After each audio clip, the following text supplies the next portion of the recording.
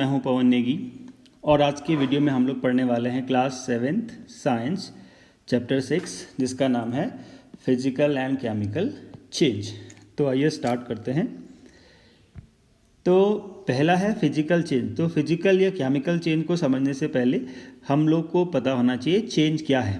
तो चेंज जैसे हम normal day to day life में जानते हैं चेंज क्या होता है, किसी चीज़ का बदलना। अब किस चीज़ में बदलाव हो रहा है उसके बेसिस पे हम देखते हैं whether the given change is a physical change और chemical change. So physical change क्या है उसको समझते हैं। A change in which a substance undergoes a change in its physical property is called physical change. मतलब जब केवल सब्सटेंस की क्या हो रहा है, फिजिकल प्रॉपर्टीज़ में चेंज हो रहा है, तो वो जो चेंज होगा उसको हम कहेंगे फिजिकल चेंज। और फिजिकल प्रॉपर्टी क्या हो सकती है? शेप है, साइज है, कलर है एंड स्टेट है। ठीक होगा। शेप साइज आप लोग समझते हैं, कलर भी समझते हैं। स्टेट का मतलब है वो लिक्विड भी हो सकता है, वो जो सब्सटेंस है वो लिक्विड स्टेट में भी हो सकता है, सॉलिड स्टेट में भी हो सकता है एंड गैसेस स्टेट में भी हो सकता है। तो इनमें अगर चेंज हो रहा है इट मीन्स सॉलिड से लिक्विड चेंज हो जा रहा है, लिक्विड से गैस या गैस से सॉलिड।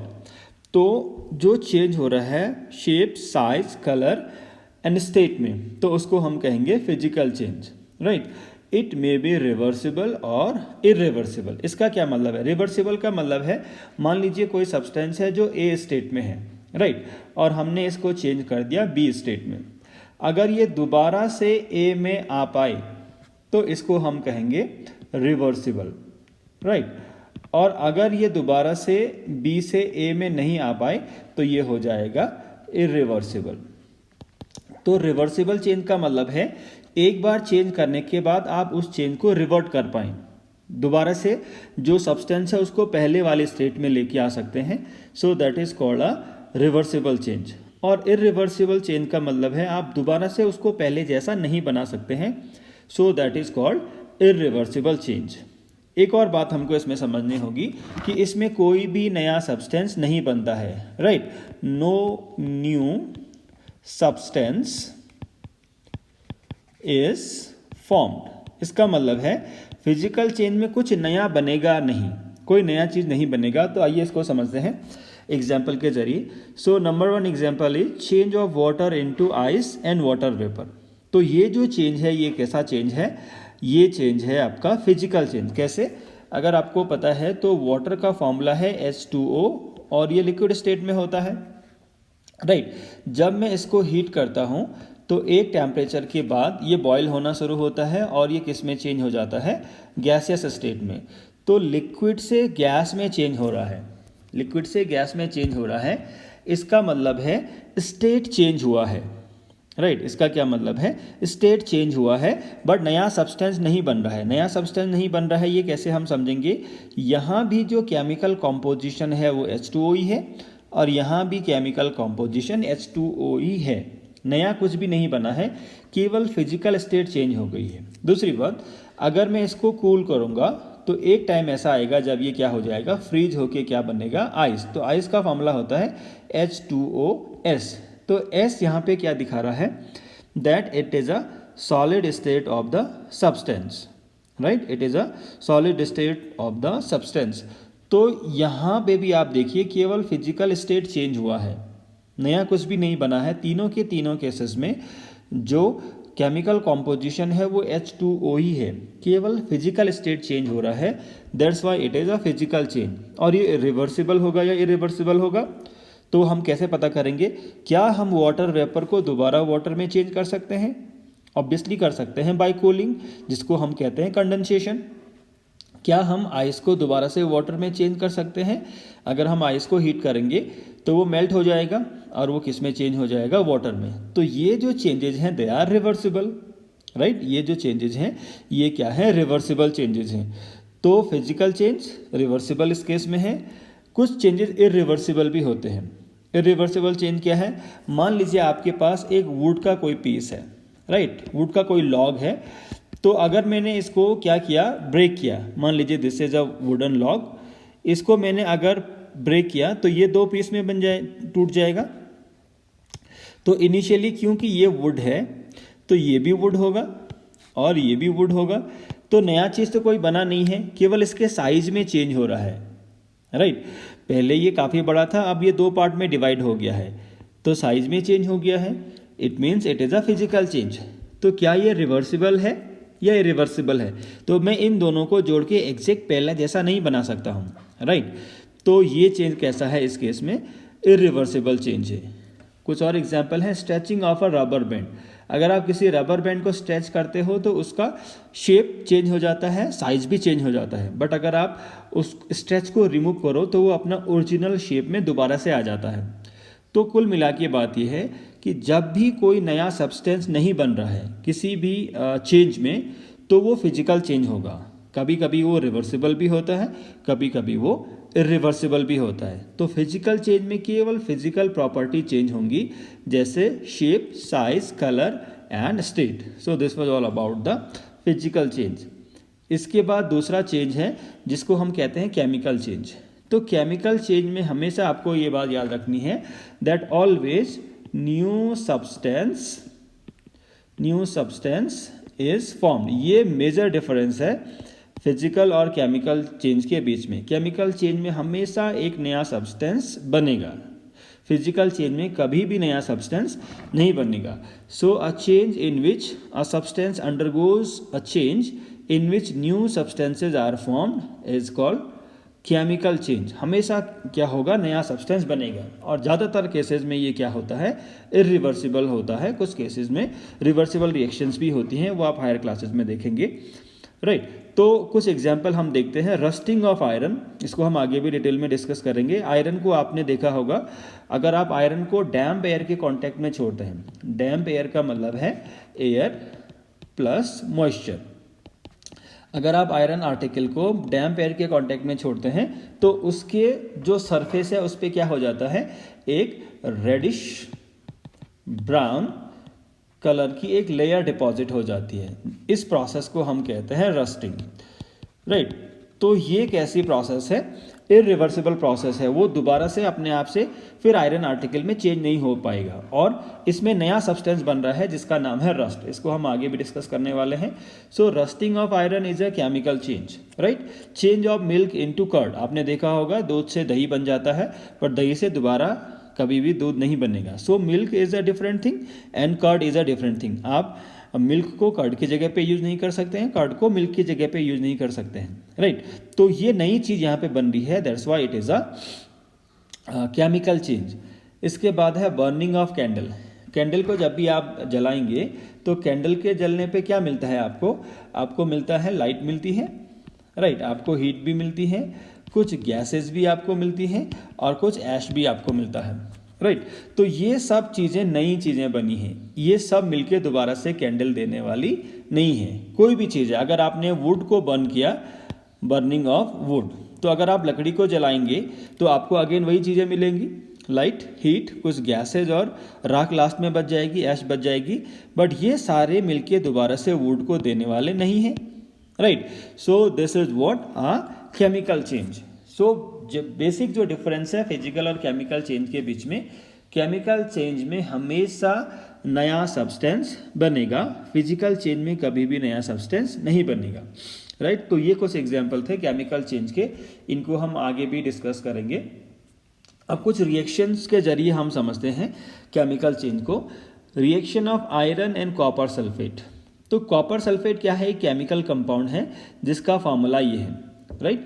आयरन का सिंबल होता है Fe।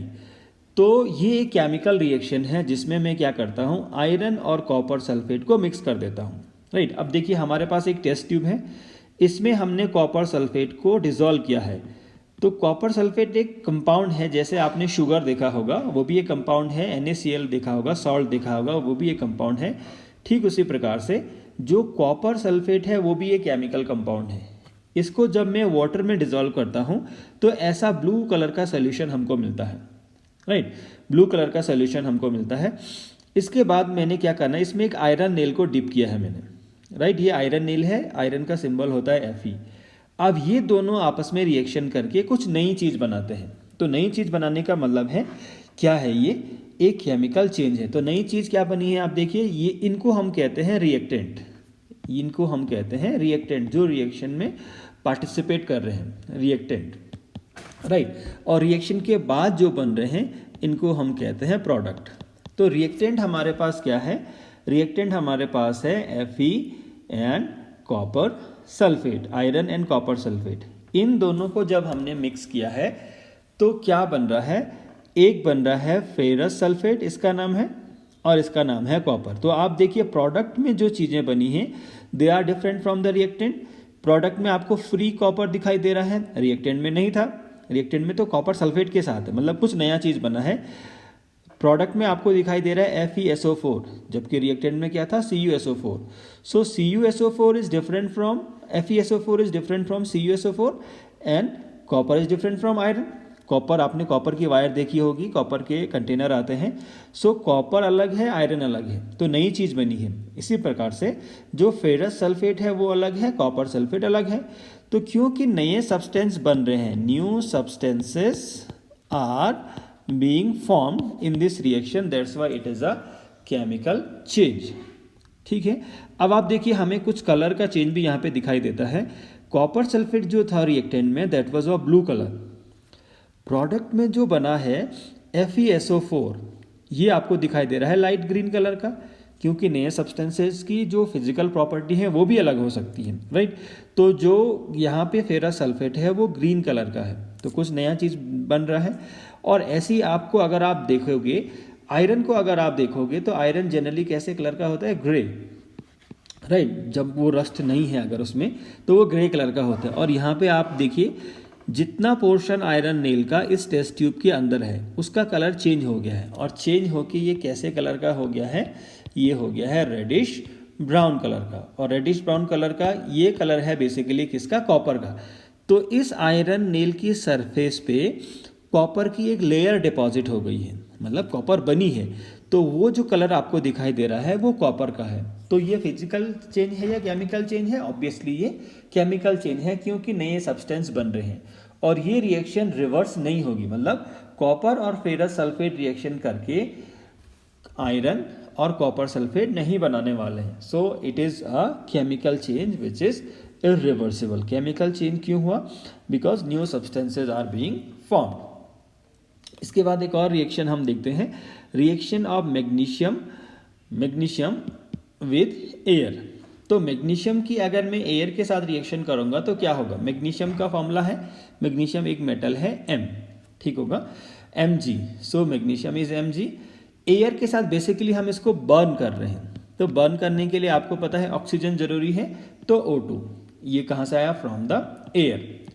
अब मैग्नीशियम को अगर आप देखेंगे so magnesium comes in the form of ribbon. ये मैग्नीशियम का रिबन है, दिखाई दे रहा है आपको, दिस इज मैग्नीशियम रिबन।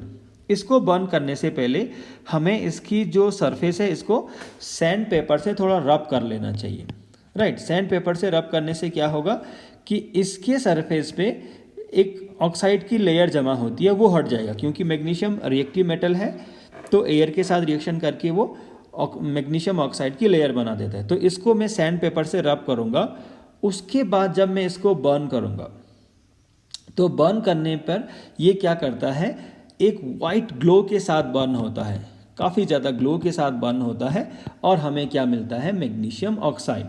तो देखिए मैग्नीशियम ऑक्साइड मिला, ये नया चीज़ है।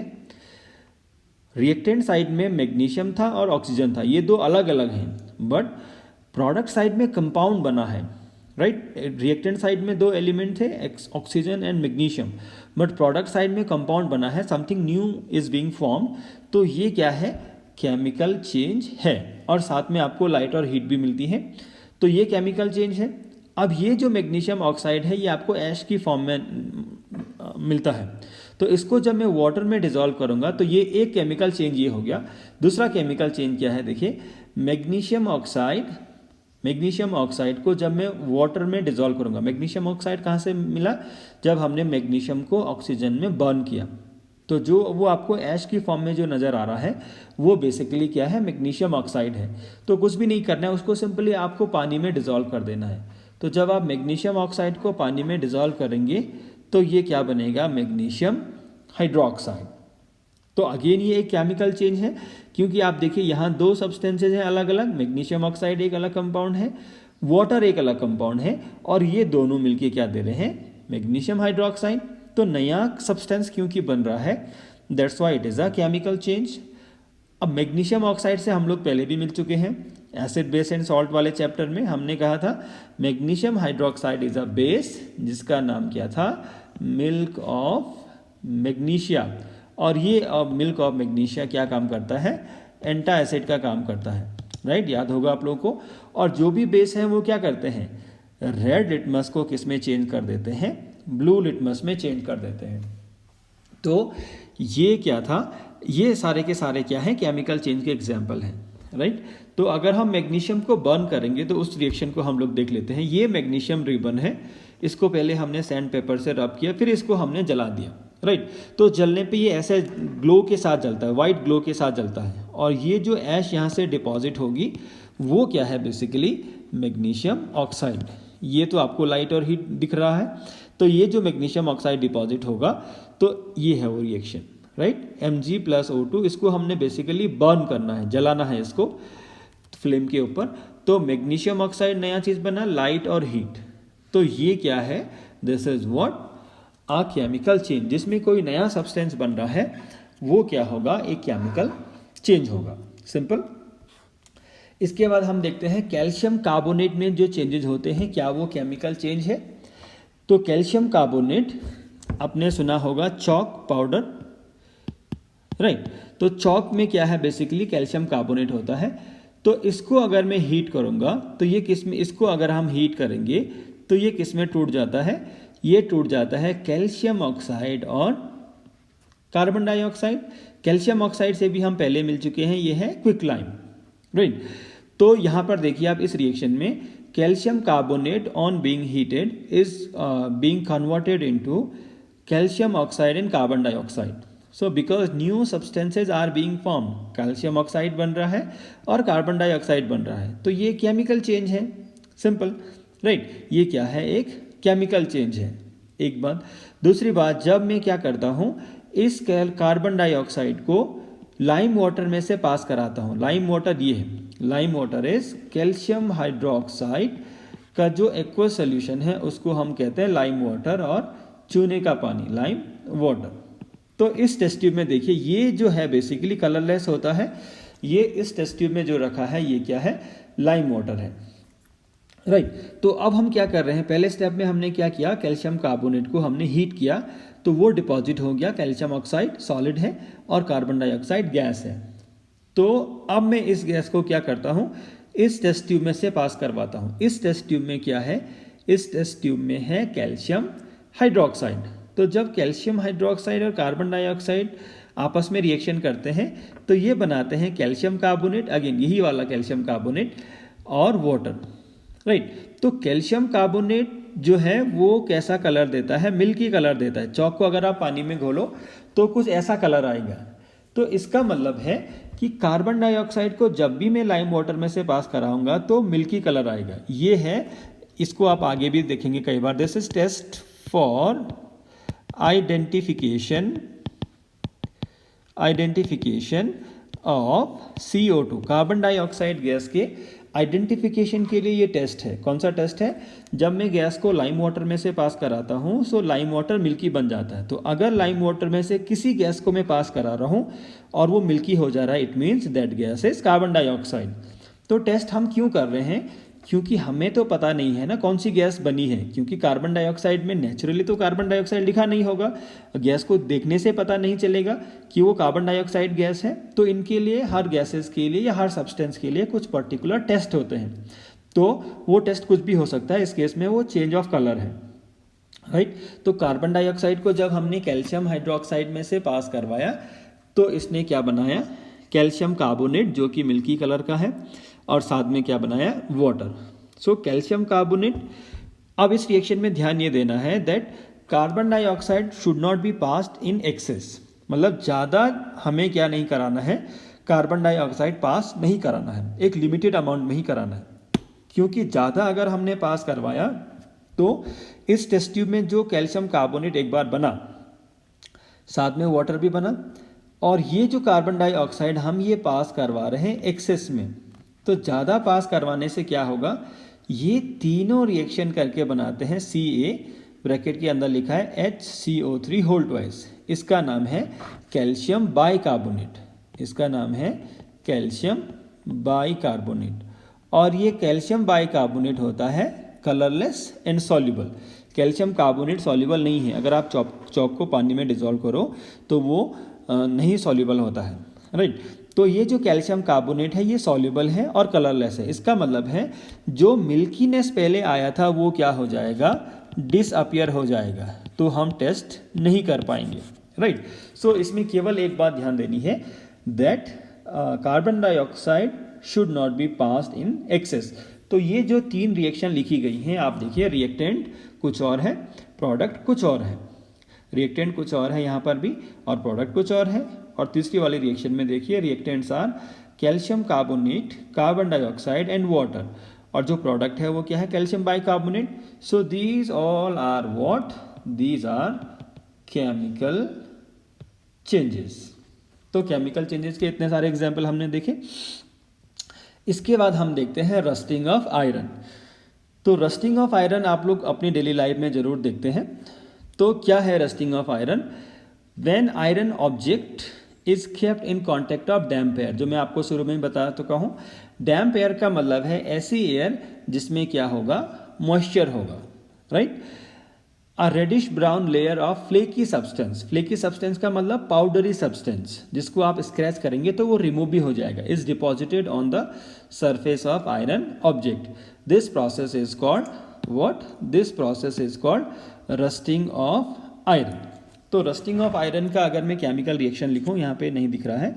सो Fe ये है iron object plus O2। O2 कहाँ से आया है, from the air, plus H2O, ये भी एयर से आया, मॉइस्चर है। ये तीनों रिएक्शन करके बनाते हैं Fe2O3XH2। XH2O का मतलब है the number of water molecule में वेरी, कम ज़्यादा हो सकते हैं। तो ये जो प्रोसेस है ये रस्टिंग है, और ये जो नई चीज़ बनी है इसको हम कहते हैं रस्ट। और अगर आप देखेंगे इस फिगर में तो ये ओरिजिनली आयरन ऑब्जेक्ट है, तो ग्रे कलर का आयरन होता है, बट अगर आप इसको काफ़ी समय तक डैम्प एयर के कांटेक्ट में रखेंगे तो ये ऐसा हो जाएगा। तो यहाँ से यहाँ जो चेंज हुआ है, दिस इज व्हाट, रस्टिंग। तो ये जो आपको इसकी सरफेस पे जो रेडिश ब्राउन कलर का पाउडरी सब्सटेंस दिखाई दे रहा है, इसको हम कहते हैं रस्ट, राइट। और रस्ट का अगर आप केमिकल नाम देखना चाहेंगे तो ये होता है हाइड्रेटेड आयरन 3 ऑक्साइड। तो आप बताइए ये केमिकल चेंज होगा या नहीं होगा? ऑब्वियसली ये केमिकल चेंज होगा, क्योंकि आपको प्रोडक्ट साइड में क्या दिखाई दे रहा है, नया सब्सटेंस दिखाई दे रहा है, राइट। तो इसलिए हम क्या करते हैं, रस्टिंग को प्रिवेंट करने के लिए अलग अलग उपाय करते हैं। अब रस्टिंग को प्रिवेंट क्यों करना है ये भी आप समझ लीजिए। अगर आप इसको स्क्रैच करेंगे तो ये इसकी सरफेस से हट जाएगा, पाउडरी सब्सटेंस है वो निकल जाएगा, इसके सरफेस से सेपरेट हो जाएगा, और इसके नीचे जो नई लेयर है वो एयर के कांटेक्ट में आएगी और फिर उसका रस्टिंग होगा। फिर अगर आप उसको रिमूव करेंगे या वो अपने आप से भी रिमूव हो जाती है तो फिर नई लेयर कांटेक्ट में आएंगी, और हर बार देखिए उस लेयर में क्या है, उस लेयर में है Fe2O3XH2। तो आयरन उस लेयर में जा रहा है। इट मीन्स जो आयरन का स्ट्रक्चर है वो धीरे धीरे क्या होता रहेगा, कमज़ोर होता रहेगा, क्योंकि जो आयरन है वो यूज हो रहा है और वो सब्सटेंस से सेपरेट हो रहा है। इसलिए रस्टिंग को प्रिवेंट करना बहुत ज़रूरी है, राइट। आप देखते हैं बड़े बड़े जो भी स्ट्रक्चर बने हैं, ब्रिजेस बने हैं या बिल्डिंग मटेरियल जो भी है, उसको हम रस्टिंग से प्रिवेंट करते हैं, अदरवाइज वो जो स्ट्रक्चर है वो क्या हो जाएगा, कमज़ोर हो जाएगा। तो आप ऐसा भी समझ सकते हैं दैट जो रस्टिंग है वो आयरन ऑब्जेक्ट को क्या बना देती है, कमज़ोर बना देती है। तो अगर हमें क्या करना है, उसको कमज़ोर नहीं होने देना है, so we have to prevent the rusting. तो ये था रस्टिंग का प्रोसेस, जिसमें हमने कहा जब आप आयरन ऑब्जेक्ट को डैम्प एयर के कांटेक्ट में रखते हैं तो एक रेडिश ब्राउन कलर का फ्लेकी सब्सटेंस डिपॉजिट हो जाता है, जिसको हम कहते हैं rust, and this process is called rusting, which is an example of chemical change, right. अब रस्टिंग को प्रिवेंट करना बहुत ज़रूरी है, क्यों कि अगर हम रस्टिंग को प्रिवेंट नहीं करेंगे तो जो आयरन का जो स्ट्रक्चर है वो बहुत कमज़ोर हो जाएगा। तो उसको हम प्रिवेंट कैसे करते हैं, आप लोगों ने देखा होगा जो भी ब्रिजेज वगैरह हैं या जो भी हमारे कई बार गेट्स या खिड़कियां, उनमें आयरन की ग्रिल होती है, तो उसको हम पेंट कर देते हैं, या ग्रीस अप्लाई करते हैं। तो पेंट करने से क्या होगा, जो आयरन की लेयर है वो एयर के कांटेक्ट में नहीं आएगी, तो रस्टिंग प्रिवेंट हो जाएगी। तो ये बहुत कॉमन मेथड है जिसमें हम क्या करते हैं, आयरन ऑब्जेक्ट को पेंट करते हैं। तो पेंट करने का सबसे इम्पॉर्टेंट यही उसका ऑब्जेक्टिव है कि हम सब्सटेंस को क्या कर रहे हैं, प्रिवेंट कर रहे हैं फ्रॉम द रस्टिंग। दूसरा है by depositing a layer of metal like chromium, zinc और आयरन। कई बार हम क्या कर देते हैं, जो आयरन ऑब्जेक्ट है उसकी सरफेस पे हम एक बहुत पतली लेयर दूसरे सब्सटेंस की डिपॉजिट कर देते हैं। ठीक होगा, मान लीजिए हमने जिंक की डिपॉजिटिंग की है इसके सरफेस पे, तो क्या होगा, अब एयर के साथ जिंक रिएक्शन करने वाला है, आयरन नहीं। एयर के साथ कौन सा रिएक्शन करने वाला है, जो ये हमने लेयर डिपॉजिट की है आयरन ऑब्जेक्ट के सरफेस पे जिंक की, तो जिंक रिएक्शन करने वाला है एयर के साथ, आयरन ऑब्जेक्ट नहीं। तो जब तक ये जिंक की लेयर होगी सरफेस पे तब तक आयरन ऑब्जेक्ट का रस्टिंग नहीं होगा। तो दूसरा मेथड था by depositing a layer of metal like chromium और जिंक। तो जिंक को डिपॉजिट करने की जो लेयर, जो डिपॉजिट करने का जो प्रोसेस है उसको हम कहते हैं गैल्वेनाइजेशन। क्या है, the process of depositing layer of zinc on iron is called galvanization. तो गैल्वेनाइजेशन क्या है, basically it is a method to prevent rusting. Zinc की लेयर अगर हमने डिपॉजिट की तो वो जिंक रिएक्शन करेगा, आयरन का ऑब्जेक्ट रिएक्शन नहीं करेगा। So this process is called galvanization. तो galvanization is a method to prevent rusting. तो एक आता है स्टेनलेस स्टील। तो आपके घरों में कई सारे कंटेनर ऐसे भी होते हैं या नाइफ्स ऐसे भी होते हैं, स्पून ऐसे होते हैं जिनका रस्टिंग नहीं होता है, राइट। तो रस्टिंग नहीं होता है तो क्यों नहीं होता है, उसके लिए हम क्या करते हैं, एक ऐसा मेथड अडॉप्ट करते हैं टू प्रिवेंट द रस्टिंग, जिसमें हम बनाते हैं स्टेनलेस स्टील। तो स्टेनलेस स्टील क्या है, it is made by mixing iron. Basically तो वो तो आयरन का ऑब्जेक्ट है। अब इसमें हम क्या मिला देते हैं, इसमें हम मिला देते हैं कार्बन और कुछ और मेटल, जैसे क्रोमियम जिसका सिंबल है Cr, निकल जिसका सिंबल है Ni एंड मैंगनीज जिसका सिंबल है Mn। तो आयरन में हमने क्या क्या मिलाया है, आयरन में हमने मिलाया है कार्बन, राइट, स्टील बनाने के लिए। अब स्टील को स्टेनलेस स्टील बनाने के लिए इसमें हम मिलाते हैं क्रोमियम, इसमें हम मिलाते हैं निकल और इसमें हम मिलाते हैं मैंगनीज।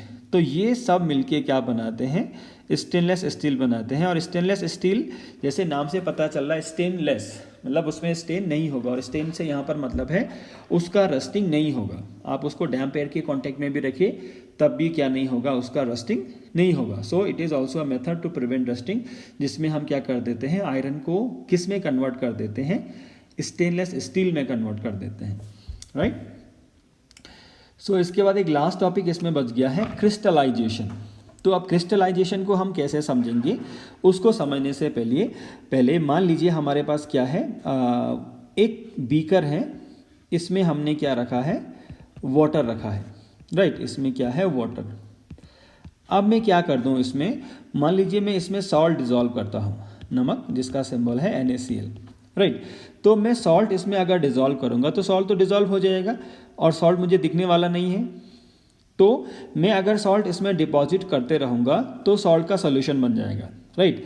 एक टाइम ऐसा आएगा जब सॉल्ट क्या नहीं होगा, डिजॉल्व नहीं होगा, तो उसको हम कहते हैं सैचुरेटेड सोल्यूशन, राइट। तो सैचुरेटेड सोल्यूशन का मतलब है ऐसा सोल्यूशन जिसमें अब ज़्यादा अमाउंट ऑफ सॉल्यूट डिपॉजिट और डिजॉल्व नहीं होने वाला है।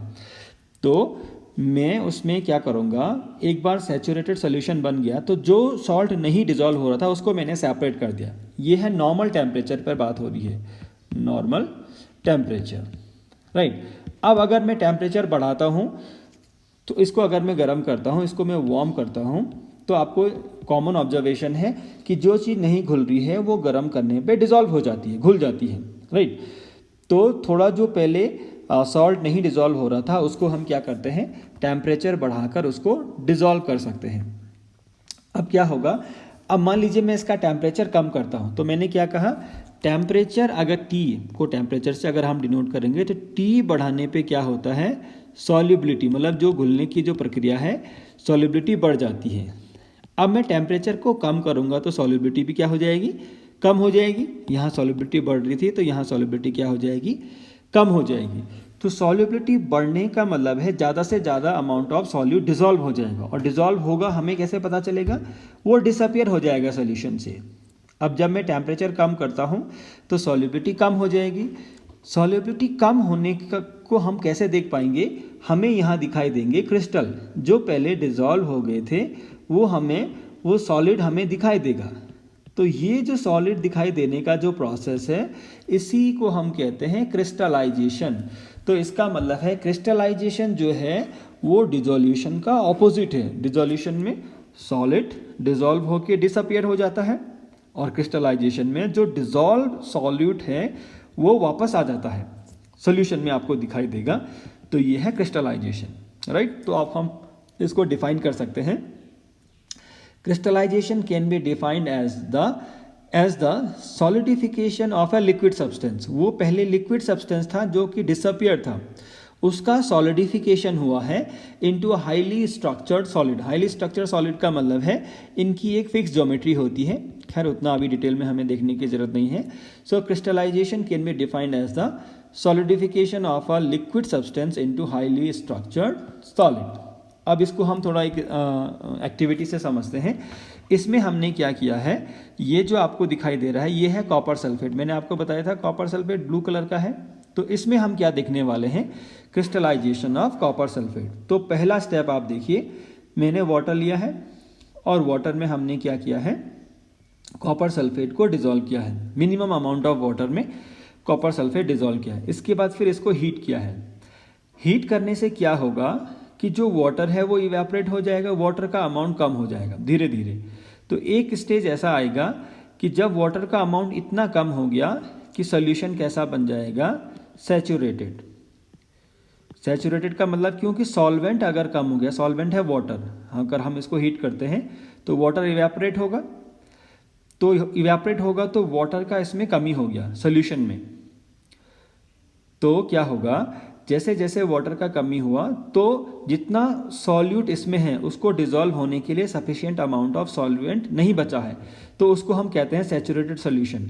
और वो हमको कैसे पता चलेगा, मान लीजिए हम इसको किसी ग्लास रॉड से स्टिर कर रहे हैं, इसको हम मिक्स कर रहे हैं, हिलाते रह रहे हैं हम इसको किसी रॉड से, तो उस रॉड पे आपको क्या दिखाई देंगे, छोटे छोटे क्रिस्टल दिखाई देंगे। तो जब ये दिखाई देने लगे इट मीन्स सैचुरेशन आ गया है। तो अब आप इसको हीट करना बंद कर दीजिए। तीसरे स्टेप में आप क्या करेंगे कि इसमें क्या हो सकता है, कुछ सॉल्युबल इम्प्योरिटी भी हो सकती हैं, कुछ इनसॉल्युबल भी हो सकती है। मतलब ऐसी भी चीज़ें होंगी जो अभी इसमें डिसॉल्व नहीं हुई हैं। कॉपर सल्फेट प्योर हो ऐसा ज़रूरी नहीं है, तो इसको हम फिल्टर कर लेंगे। फिल्टर करने पे जो इम्प्योरिटीज़ थी जो डिसॉल्व नहीं थी उनको हम कहते हैं इनसॉल्युबल। तो जो इनसॉल्युबल इम्प्योरिटीज़ थी वो फिल्टर पेपर से अलग निकल जाएंगी। इसको हम लैब में भी कर सकते हैं एक्टिविटी। अब यहाँ जो सॉल्यूशन है इसमें क्या है, डिसॉल्व कॉपर सल्फेट है जो सॉल्युबल है अभी। अब इसको हमने क्या करना देना है, जब आप इस सॉल्यूशन को देखेंगे तो इसमें आपको सॉलिड बिल्कुल भी नहीं दिखाई देगा क्योंकि वो डिसॉल्व है। अब इसको हमने ठंडा कर देना है। आप इसको कुछ समय के लिए या एक रात के लिए छोड़ भी सकते हैं। तो जब ये काफ़ी ठंडा हो जाएगा, तो मैंने कहा था टेम्परेचर कम करने से सॉल्युबिलिटी भी कम होती है। टेम्परेचर कम करने से सॉल्युबिलिटी भी कम होती है। तो जो डिसॉल्व सॉल्यूट था पहले वो क्या आ जाएगा, सॉल्यूशन में वापस आ जाएगा। किस फॉर्म में, क्रिस्टल की फॉर्म में, क्रिस्टल की फॉर्म में, राइट। तो ऐसा कैसे हुआ है, टेम्परेचर कम करने से हुआ है। तो आपको क्या दिखाई देगा, जब वो काफ़ी ठंडा हो जाएगा तो आपको इसमें क्रिस्टल दिखाई देंगे।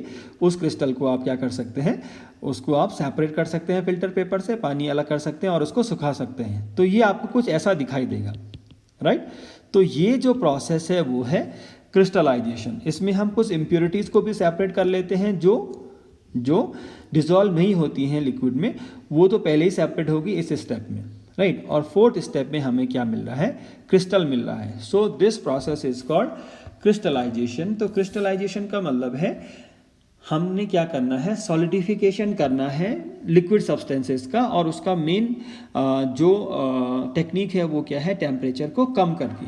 टेम्परेचर बढ़ाने से सॉल्युबिलिटी बढ़ती है, जो क्रिस्टल्स हैं वो डिज़ोल्व हो जाते हैं, और टेम्परेचर कम करने पे क्या होता है, सॉल्युबिलिटी कम होती है। जो डिज़ोल्व सब्सटेंस है वो क्रिस्टल की फॉर्म में आपको दिखाई देता है। आप ऐसा खुद से घर में भी कर सकते हैं। एक कंटेनर लीजिए, उसमें काफ़ी सारा नमक डिज़ोल्व कीजिए, नहीं डिज़ोल्व हो रहा है तो उसको आप गर्म कीजिए, राइट। तो जितना डिज़ोल्व हो गया, पूरा डिज़ोल्व हो गया, उसको आप फिल्टर कर सकते हैं कपड़े से। जब वो भी फिल्टर हो गया, फिल्टर होने के बाद जो आपको मिला है लिक्विड, उसको आप रख दीजिए ठंडा करने के लिए, रूम टेम्परेचर पे ही, क्योंकि पानी आपने पहले गर्म किया था। तो जब इसको आप ठंडा होने के लिए छोड़ेंगे तो आप देखेंगे कि कुछ क्रिस्टल्स बन गए हैं। जैसे जैसे टेम्परेचर कम होगा तो कुछ क्रिस्टल बन गए हैं, तो इसको हम कहते हैं क्रिस्टलाइजेशन। तो ये एक्टिविटी आप ज़रूर घर में कर सकते हैं। सो ये था क्रिस्टलाइजेशन। तो इसके साथ ये छोटा सा चैप्टर फिनिश होता है। Thank you very much, thank you for watching.